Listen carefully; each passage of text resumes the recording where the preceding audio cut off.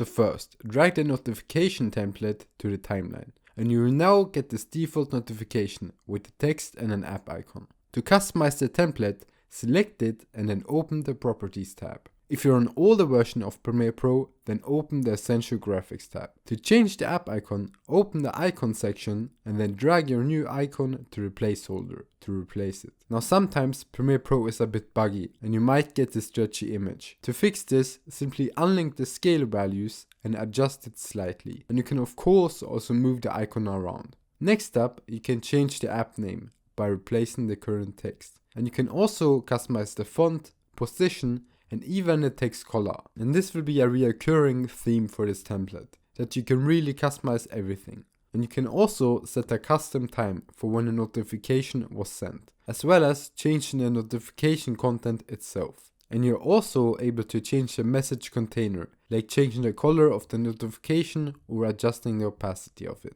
And you can even adjust the roundness if you like. The motion blur tab also allows you to add some extra motion blur to make the animation even smoother. And this template works perfectly for Windows and Mac.